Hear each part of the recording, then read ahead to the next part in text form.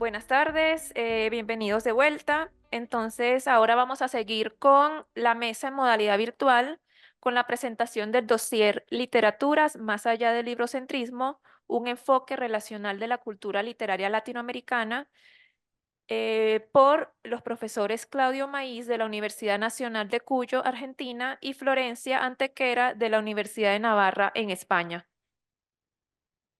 Los ponentes contarán con 20 minutos para la exposición y al final tendremos un espacio de 10 minutos para preguntas.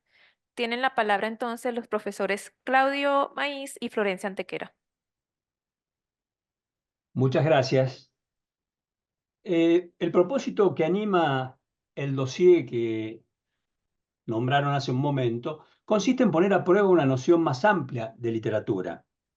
Tal es la razón por la cual preferimos adoptar el sintagma cultura literaria en virtud de que ensancha los límites de lo que configura el hecho literario.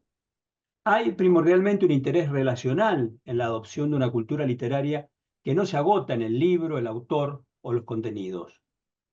Este posicionamiento demanda operaciones que recaen sobre el archivo, no solo con fines de revisión y exploración, sino también de reactualización de aquellos objetos ya visualizados, pero susceptibles de nuevos abordajes. Circulación, transformación de materiales, comunidades letradas en red, recepción, traducción en el marco de los giros materiales y espaciales, constituyen marcos referenciales para la cultura literaria. Tomamos distancia del librocentrismo para desplazarnos hacia textos públicos, artículos periodísticos, revistas, manifiestos, programas, actas de congresos y otros impresos, que denotan transformaciones genéricas, formales, temáticas, aunque sin excluir aquellos otros producidos en las esferas íntimas, como diarios, cartas, por ejemplo. Esto no significa que excluyamos al libro, sino que se lo aborda desde una sociología del texto. La producción de sentidos no deviene de un funcionamiento automático e impersonal del lenguaje. Esta perspectiva, asimismo, puede contribuir a una teoría de los cambios de la cultura literaria latinoamericana en el siglo XX, en el campo de los estudios historiográficos. No se pretende la escritura de una historia literaria, propósito siempre en disputa, sino una puesta a prueba de los sentidos que han adoptado ciertos episodios de la cultura literaria que no necesariamente responden a la sucesión cronológica o a un desprendimiento entre materialidad y significados. Los fenómenos de la escritura se ponen en vinculación con la cultura impresa y ya con ello entramos en un campo de transformaciones al agrupar nuevamente la estructura verbal a la materialidad. El giro espacial tiene que ver asimismo con la capacidad de tender las líneas de asociación entre espacios locales, nacionales y internacionales. Adelante, Una por favor. pregunta, perdón, Adelante una, con la siguiente. una pregunta sobrevuela el material que presentamos. ¿Cómo diseñar una historia de la cultura literaria en la que se pongan a prueba herramientas alejadas del positivismo, el desentendimiento de la historicidad, de las formas del estructuralismo y la desconstrucción, de paradigmas bifrontes como influencia, recepción, centro, periferia, exterior, interior, autor, productor, libro, texto, culturas de regiones, culturas metropolitanas? A esto se debe sumar nuestra perspectiva claramente transnacional, superadora de los componentes atribuidos a identidades recortadas por fronteras políticas. La historia, la crítica y la teoría de una cultura literaria demandan para su realización más actualizada la interdisciplinariedad y la exploración de nuevos horizontes que amplíen nuestros saberes. Los estudios culturales, la historia de la cultura, la historia intelectual, los estudios sobre la cultura impresa, el giro espacial, el giro material y las formas de sociabilidad a través de las redes o rediseños que suponen estos instrumentos, despliega un abanico de posibilidades capaces de develar nuestros objetos o actualizar otros. En el clásico texto Cotidianidad literaria del año 1999, Boris Eisenbaum ya visoraba que, cito, el cambio de problemas y de signos semánticos inducía a una reagrupación del material tradicional y que de tal manera se introducían hechos nuevos que no estaban incluidos en el sistema anterior, a causa de su natural limitación. Fin de la cita. La nueva serie de hechos proviene de una o más correlaciones. Lo que puede parecer un descubrimiento no ha sido sino una existencia que ha permanecido al margen del sistema, de manera que nuevos problemas no resultan de descubrimientos, sino de acciones procedentes de la puesta en función de una ontología relacional capaz de alcanzar resultados no calculados. Nuestro interés está enfocado en las prácticas más que en los contenidos. En otras palabras, la manera en cómo los contenidos se presentan como inescindibles de las prácticas. Aún más, las prácticas mismas están potencialmente en los contenidos. Esta proposición no implica un desinterés por los contenidos, sino una redefinición de estos a través de la materialidad que los presentifica en un impreso. No consentimos una cesura entre los significados y las modalidades históricas de transmisión, recepción e interpretación. La conocida distinción significante-significado nos ayuda a entender mejor la idea de un signo que opera la cultura literaria. Estamos más interesados en avanzar con la ayuda de algunas nociones provenientes de la antropología y la sociología de las relaciones en el interior de la cultura literaria, es decir, aquella cultura que abarca la dimensión material y simbólica de sus producciones. En consecuencia, el punto de partida necesariamente debe romper con algunas fronteras críticas que imponen campos extremadamente específicos. Entendemos por cultura literaria un complejo sistema que abarca desde los procesos comunicacionales a los problemas implicados en la autoría, élites letradas, la historia de las formas, el lugar de enunciación, la circulación, la recepción, la traducción y la sociabilidad intelectual de las redes. Una cultura literaria se interroga también por los contextos insertos o permeados en el texto, tanto como los efectos que se identifican en los lectores. Por lo tanto, agentes editoriales, autores, lectores, textos, contextos, constituyen nodos que se definen a sí mismos mediante la relación con uno de ellos o con todos. No es la mismidad su carácter fundamental, sino la relación. Ensanchar nuestra noción de la literatura como una cultura nos da también la posibilidad de justificar la incorporación de otros campos de estudio,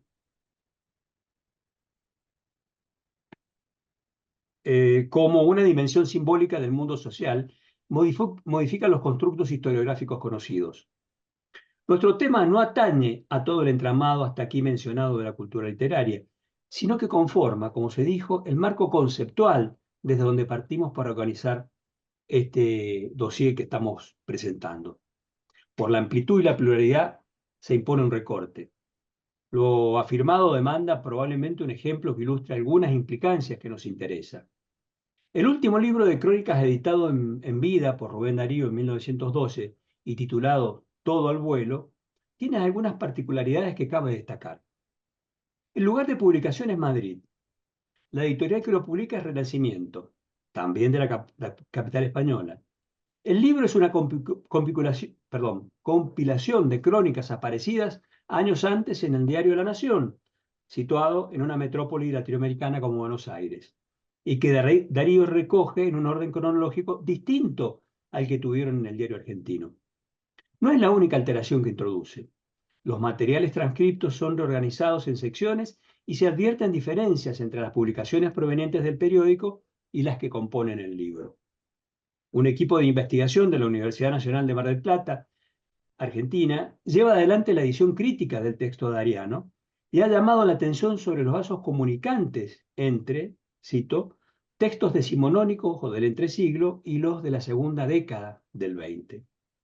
Se plantea como parte de la investigación, cito de nuevo, centrarse en la transposición del texto desde el diario al volumen antológico en el pasaje de las páginas del periódico hasta el volumen que las reúne. Fin de la cita. En consecuencia, las coordenadas espaciotemporales que Darío varía no se someten a la lógica cronológica ni a una fijeza geotextual. Los textos migran de un lugar a otro, en este caso de Buenos Aires a Madrid. El estudio observa además la secuencia del material seleccionado es discontinua y se incluyen textos muy anteriores a la fecha de compaginación y edición del volumen. El criterio para organizar el plan textual del libro se dispone en un orden no cronológico que se complementa con una sección heterogénea y diversa de los materiales. Entre las conclusiones parciales del estudio, el propósito relacional es concluyente, debido a haberse organizado en torno, cito, a dos ejes: la temporalidad propia del género, la crónica, y la subjetividad heterogénea que se construye en estos textos, ambas ligadas a las novedades y particularidades de la época de la llamada era del cable submarino. Fin de la cita. Estimamos que la presentación de este caso pone en evidencia que todo al vuelo es más el resultado de un proceso que un producto concebido como por una lógica lineal. El libro como resultado o proceso nos permite apreciar que al momento de la composición se moviliza una serie de factores heterogéneos. En efecto, afloran desde las decisiones subjetivas en el orden y selección a condiciones tecnológicas como la era del cable, factor tecnológico, pasando por la sustitución de formatos, esto es, el paso del periódico al libro, entre otros indicadores. A la luz de lo presentado, está claro que nos distanciamos tanto del librocentrismo como de las lecturas inmanentes y los abordajes que abandonan lo contextual. Para decirlo de una vez, el objeto de investigación concentra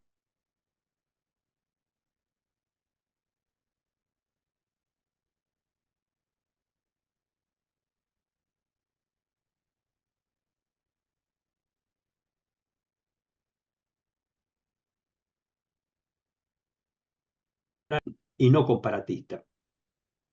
La ontología relacional implica que todo lo que es en relación. De manera que la relación, las huellas interculturales, los dispositivos y agenciamientos son los que dinamizan los fenómenos propios de la cultura literaria. ¿Dónde ubicar aquello que se nos presenta como inasible o de contornos borrosos, que atañe también a la orientación general de nuestra propuesta? ¿Qué hacer con lo que no se atiene a los razonamientos tradicionales, cronología, causa-efecto, orden, tal como se pudo apreciar en el caso de la recopilación de crónicas de Rubén Darío? Procuramos darle cabida también a lo ambiguo, irregular, caótico o paradójico. La acción no obedece a la intención de mostrar el lado oscuro de la cultura literaria, sino un intento por hacer visible lo que de una manera u otra siempre ha estado ahí, pero en un plano secundario.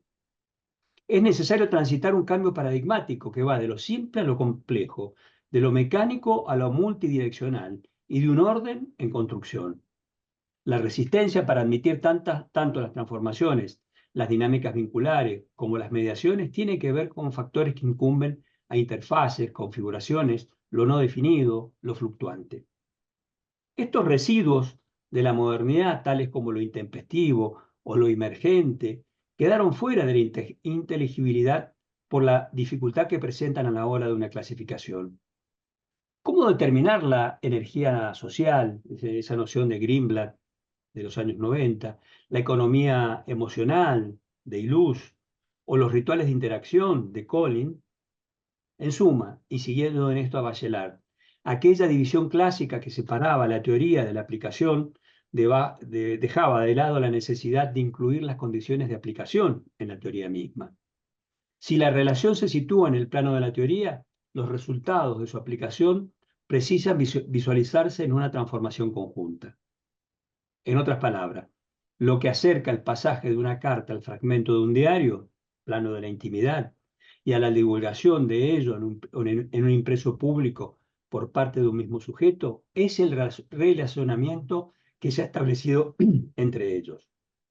Por lo dicho, es que necesitamos afianzar los mapas reticulares que resultan de una ontología relacional. Y precisamente las redes intelectuales, factuales o afectivas se definen por medio de lo relacional. De ahí la inherente importancia que encierran para nuestros propósitos. En cierto modo, a diferencia de lo que se propone una sociología del texto, en las redes existe una inmaterialidad relevante que es necesario completar con la materialidad aludida por medio de otras incursiones poco o nada frecuentadas. Los contenidos semánticos no se entretejen a través de sujetos individuales que los elaboran y luego difunden sin que medien componentes de naturaleza contextual, social, y tecnológica. La distancia que tomamos del librocentrismo, la propuesta de considerar antes que los productos, los procesos, el ejercicio relacional que implican las redes, la circulación de los bienes simbólicos a través de varios circuitos, entre ellos la traducción, las revistas, los encuentros, los viajes, los epistolarios y otros mecanismos, hace necesario introducir otro factor relevante. Nos referimos al archivo, ya que su presencia o latencia se torna, imprescindible para poner a prueba alguna de nuestras conjeturas. Digamos de manera extremadamente sintetizada que mientras que el librocentrismo pertenece al canon, el objeto de nuestra investigación necesariamente debe ocuparse del archivo. ¿Cómo desautorizar el canon sin recurrir al archivo convencional? Esta pregunta guía también nuestra búsqueda. Lo dicho hasta aquí ha incursionado mayormente en la faceta material, tangible o simbólica del archivo, pero no termina de definirlo en toda su dimensión. Hay otras maneras de comprenderlo, a contracorriente de cómo usualmente se lo describe. Foucault condujo la descripción del archivo al campo de las prácticas discursivas y no de la historia. Esas prácticas constituyen sistemas, cito a Foucault, que instauran los enunciados como acontecimientos, con sus condiciones y su dominio de aparición, y cosas comportando su posibilidad y campo de utilización. Son todos esos sistemas denunciados, acontecimientos por una parte y cosas por otra, lo que propongo llamar archivo. Fin de la cita. El archivo es capaz de alcanzar otras funciones si su contenido no es tomado como una mera catalogación documental del pasado o un mecanismo que active ciertas memorias. Debido a esta doble perspectiva, el archivo se hace un dispositivo manipulable de una intensa inestabilidad política. El archivo posee alcance sobre la visibilidad o la invisibilidad de las cosas. ¿Querés pasar a la siguiente, David? Para Foucault, entonces, el archivo es un acontecimiento del discurso. Es necesario ahondar en esta mirada para incursionar de modos distintos en la cultura literaria. Agamben, por su parte, al ocuparse de esta mirada Foucaultiana del archivo, observa que se sitúa entre la langue en tanto sistema de construcción de frases posibles, la posibilidad de decir, y, cito, el corpus de lo ya dicho, de las palabras que han sido efectivamente pronunciadas o escritas. El archivo es, continúa Gamben, la masa de lo no semántico, inscrita en cada discurso significante como función de su enunciación, el margen oscuro que circunda y delimita cada toma concreta de palabra. Fin de cita. Entonces, esta dimensión discursiva del archivo alerta sobre los usos de la huella en relación con la ausencia, de lo que no está, pero que puede reponerse gracias a esa marca dejada. Es un punto neurálgico para la historiografía de la cultura literaria que no ha reflexionado sobre todas las implicancias, ¿no?, que esto conlleva. Entonces, el trazo y la marca reposan sobre una metafísica de la presencia que se activa mediante una operación metonímica, cuando repone el todo o lo ausente a partir de una parte. Entonces, a partir de esto, efectivamente, es más factible no extremar los vínculos entre archivo y canon, que constituyen regímenes, ¿no?, de lo que está autorizado decir, ¿no?, como de aquello que brega por decirse, ¿no?, porque pertenecen ambos al sistema de la discursividad, es decir, a las posibilidades, diría Foucault, o imposibilidades enunciativas que dispone. Y Agamben, en otra cita, dice, entre la memoria obsesiva de la tradición, que conoce solo lo ya dicho, y la excesiva desenvoltura del olvido, que se entrega en exclusiva a lo nunca dicho, el archivo es lo no dicho o lo decible, que está inscrito en todo lo dicho, por el simple hecho de haber sido enunciado. El fragmento de memoria que queda olvidado en cada momento en el acto de decir yo. Fin de cita. Bueno, voy a cortar un poco porque nos quedan no tantos minutos. También decir que la pregunta que está en latente, ¿no?, y abiertamente expresa en este dossier sobre el archivo, evidentemente la pregunta sobre el archivo es una constante, ¿no?, en la crítica literaria latinoamericana de estas últimas décadas. Es un interrogante que no solo tiene que ver, ¿no?, con el giro archivístico, sino que atraviesa a las humanidades en general, a las especificidades de la literatura, a sus conceptos asociados, hablábamos de canon, de autoría, de clásicos, etcétera, ¿no? Por eso trabajar con un archivo o construir el archivo, más que ahondar en un cúmulo de documentos a exhumar, para nosotros implica generar articulaciones, ¿no? Porque el archivo es sintaxis, en última instancia. Entonces, por eso nos interesaba, también con este dossier, ¿no? Poner sobre la mesa de montaje de la crítica literaria aquellos restos, vestigios, que contribuyen a esa organización material y simbólica de la memoria. Y por eso creemos también con Didi Huberman que el archivo se erige siempre en construcción, ¿no? Esa articulación de distintos tipos de documentos, como verán cuando se metan en el dossier, ¿no? Epistolarios, hay fotografías, hay películas, bueno, obras literarias publicadas, inéditas, etcétera, siempre genera un plus de sentido, ¿no? O sea, abre otros horizontes. Entonces, esa exhumación, ¿no? De documentos, manuscritos, mecanuscritos, la recuperación de textos no reeditados, la relectura de ciertos textos olvidados, pueden ser de algún modo el puntapié inicial, ¿no? Para establecer atentos a las lógicas de las conexiones dispares, a las emergencias, como explica, por ejemplo, Raúl Antelo, ¿no? Ese contacto entre piezas, entre fragmentos, entre materiales disyuntos, heterogéneos, para ir más allá del librocentrismo. O sea, más que un dado, que un reservorio o que un lugar físico, el archivo es fundamentalmente una construcción sintáctica y simbólica ideológica. Entonces, bueno, un poco estas son las ideas que guían el dossier en torno al archivo, y voy a comentar las contribuciones. Digamos, las contribuciones del dossier funcionan no como arenas culturales, ¿no? Como espacios de intercambio, como espacios de debate. Y realmente de muy diversa índole piensan ir más allá del librocentrismo y su vinculación con el archivo. Por ejemplo, si querés, David, pasar a la siguiente. Bueno, no, la otra. El texto de María Eva Báez, que se titula La desconexión como apocalipsis y el futuro pospandémico, un análisis del podcast, caso 63. Bueno, analiza, como decían, un género muy actual, el podcast, trazando escenarios imaginados a partir de esta crisis pandémica. Báez parte de ese podcast chileno de ficción que se titula Caso 6, que es de formato serializado, que cuenta con 3 temporadas de 10 episodios, y lo piensa, digamos, a través de la cibercultura, de los sistemas de información, de las tecnologías de comunicación y de la ciencia ficción, ¿no? O sea, de alguna manera oculta, ¿no? la cultura literaria y el archivo de la literatura latinoamericana. ¿Para qué? Para demostrar el afán panarchivista, podríamos decir así, de las tecnologías del presente.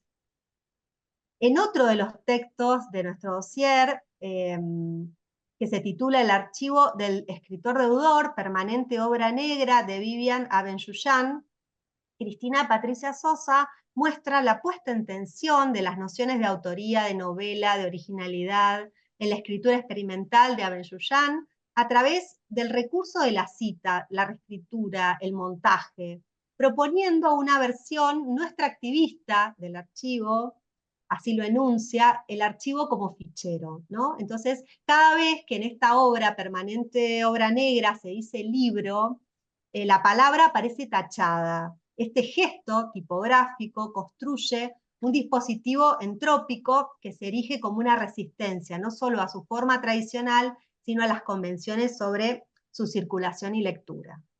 En su carta sobre el humanismo, Heidegger, en el 48, reivindica la existencia en el anonimato como una forma de resistir a la tentación de la publicidad y la impotencia de lo privado. Nos dice Raúl Antelo en Resistencia, Anonimato, Hermandad, una doxografía orquídea. Lectores de Heidegger, el poeta Godofredo Iomi y el ensayista Efraín Tomás Bo, miembros de una curiosa hermandad que recorre América en los años 40, acuñan una experiencia de lo poético que pasa por lo societario acéfalo. A partir de esa escena, Antelo hace un uso doxográfico del archivo, toda una estrategia para ir más allá del librocentrismo. Bueno, les voy a pasar a otro texto. En el primer tercio del siglo XX, periodo de intenso crecimiento de los proyectos de difusión cultural en España, se destacó el desarrollo de un género híbrido a caballo entre el libro y las revistas, las novelas cortas. Marcos Olaya analiza el discurso criollista en algunas de estas publicaciones de bajo precio y tirada semanal del escritor anarquista argentino Alberto Giraldo. En ellas lee una reescritura de la historia argentina presentada al público español en el despliegue del poder estatal, pero también en la figura del gaucho, los caudillos, el indio, entre otros. Por su parte, Constanza Correa Lust discurre en torno a la concepción de la ensayística como práctica discursiva privilegiada de los intelectuales latinoamericanos de los 60 y los 70, en particular del uruguayo Mario Benedetti, y como herramienta de transformación de la sociedad. Tres características fundamentales del género son abordadas en el texto Dimensiones del ensayo benedettiano: lo performático, lo autopoético y lo agónico, propuestas de análisis para la práctica discursiva de un intelectual comprometido. Y el compromiso político también campea en otro de los textos que se titula Memorias, poesía, testimonio, traducción poética, el giro espacial aplicado a la obra de Claribel Alegría y Caroline Forqué. Es el texto que escribió Marcela Raggio, en donde analiza algunos puntos de contacto entre estas dos poetas a partir de la consideración de la poesía política como resultado de una vivencia en el plano emocional, pero también espacial, que en ambas se podría definir como traslocal. De igual modo, le interesa comprobar que el diálogo entre Alegría y Forqué se produce no solo mediante la traducción, sino en los ecos de la experiencia centroamericana, a fin de esbozar los modos en que se llevan a cabo los pasajes transculturales en la literatura de las Américas. Pasamos a la siguiente. En los años que ensancharon la literatura argentina, que es el texto de Eduardo Romano, nos comparte un enjundioso fragmento de su autobiografía intelectual, correspondiente a los 60. Romano intenta explicar las razones sociopolíticas, históricas, culturales, por las cuales se amplió el campo literario a partir de 1955. Ese ir más allá del librocentrismo en su itinerario intelectual en la Universidad de Buenos Aires, con el tango, la gauchesca, el folletín, la poesía popular, la cultura de masas, entre tantas otras, es abordado a través de las lecturas, los discursos y los intelectuales que lo interpelaron. Bueno, el estudio de las publicaciones periódicas contribuye a echar luz sobre las producciones culturales en proceso, a la vez como elaboración conjunta y banco de prueba de múltiples dispositivos. Para un cabal estudio de las revistas es necesario no descuidar la incidencia de la materialidad en la circulación del escrito, sean estos libros, revistas, manifiestos, panfletos. Las redes revisteriles pueden constituir un problema si no se completa con la dinámica de las redes propiamente intelectuales. En otras palabras, una no puede desentenderse de la otra. Jesús Arencibia, en su aporte Guillermo Cabrera Álvarez y la literatura de familia, una columna periodística como vórtice de gestión cultural, recorre un espacio de prensa semanal que contribuyó a la generación de redes lectoras, que no hacían especial distinción entre lo oculto y lo popular. Cabrera Álvarez estuvo en el centro de la red en calidad de gestor cultural. El texto de Claudio Maíz, que se titula La representación de un acontecimiento político, la ruptura democrática chilena en marcha y crisis, 2 revistas del Cono Sur, intenta captar un acontecimiento político, como fue el golpe militar en Chile, a través de 2 publicaciones periódicas. El acontecimiento no es natural y por tanto su reconstrucción es discursiva. Ello conlleva una sintaxis, un orden temporal, actores y la elaboración de hipótesis. Y el texto de Anno Herlicker, en redes, en revistas y revistas como redes, nuevos retos metodológicos, propone un nuevo modo de abordar la literatura desde la medialidad intrínseca de las revistas, tanto como desde el enfoque de las redes en revistas culturales. La perspectiva se justifica por el hecho de que las publicaciones periódicas son indicadores sensibles de la recepción literaria. El autor pone a prueba estos desafíos en el estudio de Amauta por una particularidad: se ocupa del formato digital de la publicación en tanto pequeño archivo.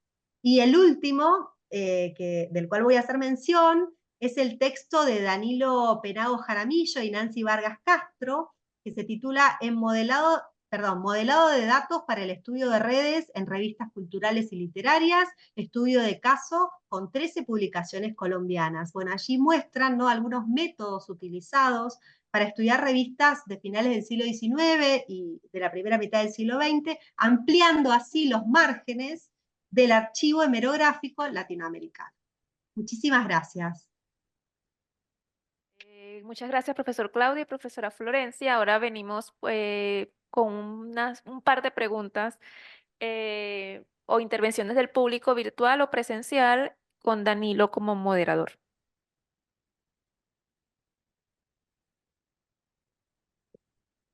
Buenas noches, sí. Una pregunta por aquí, otra por allí. ¿Alguien más? Ahí se escucha. ¿Sí? Bueno, entonces Se empezamos escucha con perfecto. el profesor Reynolds y luego con el profesor Alzati. Muchas gracias por su presentación y su dossier, me parece fascinante. Me interesa cómo esta distancia del librocentrismo se vuelve al enfoque hacia los libros, en el caso de Darío, ¿no? Por ejemplo, ¿no? Eh, y la reedición de los libros. Y pregunto si han pensado en la importancia de reeditar a libros importantes como Todo el Abuelo o otros textos como parte de su proyecto, porque también no me parece que tenemos este artefacto del libro, pero sí, la importancia del proceso, del contexto, causa nuevas lecturas, nuevas ediciones. Me parece que como un ciclo, no es una crítica, me parece un ciclo muy importante, ¿no? Que hay que siempre estar pensando en cómo leemos estos textos de nuevo. Y no sé si han pensado en esta forma de reeditar los libros canónicos. Contesto un pedacito y después vos, Florencia, si querés. Bueno. ¿Se escucha, no?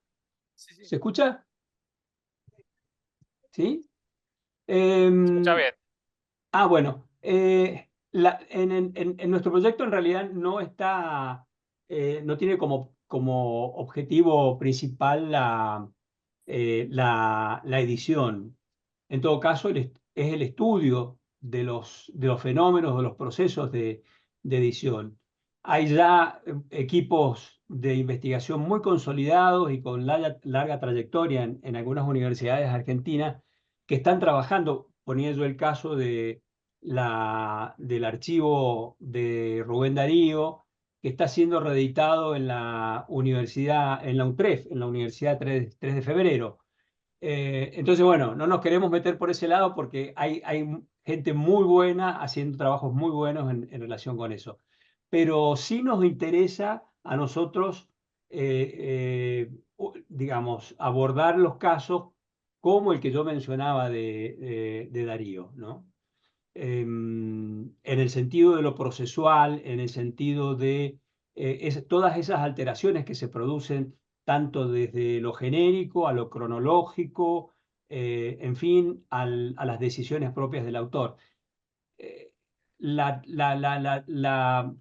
cándida idea de creer que los escritores o los autores escriben libros es un poco con lo que nosotros estamos jugando, ¿no? Es decir, desmantelar un poco esa idea naif de los escritores escriben libros. No, no escriben libros, hay textos que pueden aparecer de tantísimas maneras y bueno, nosotros queremos ocuparnos un poco de todos esos fenómenos que confluyen y terminan en el libro, ¿no?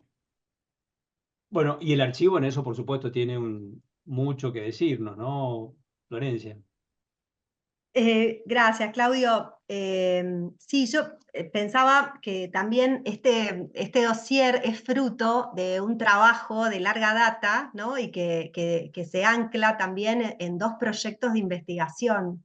Un proyecto de la Universidad Nacional de Cuyo, y otro proyecto de CONICET, ¿no? Que se llama Hacia una ontología relacional de la cultura literaria. Entonces ahí hemos ido recabando y reformulando estas ideas y también como abonando mucho esta teoría en relación al archivo, ¿no? que tanto ayuda a trabajar con materiales tan disímiles. O sea, hicimos como un muy breve recorrido por los textos que conforman este dossier y habrán visto la heterogeneidad, ¿no? De los materiales, de las miradas.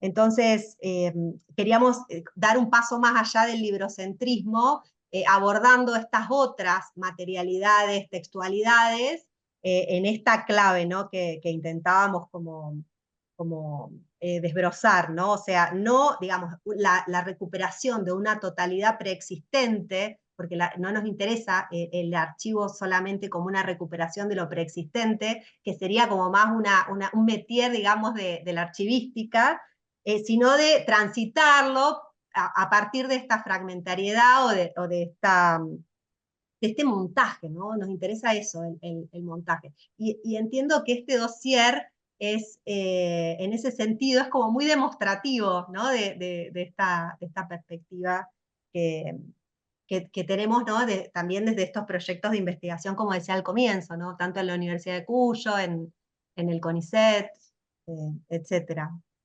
Pero sí, como decía Claudio, la obra de Rubén Darío está, digamos, está siendo muy abordada con este archivo digital, ¿verdad?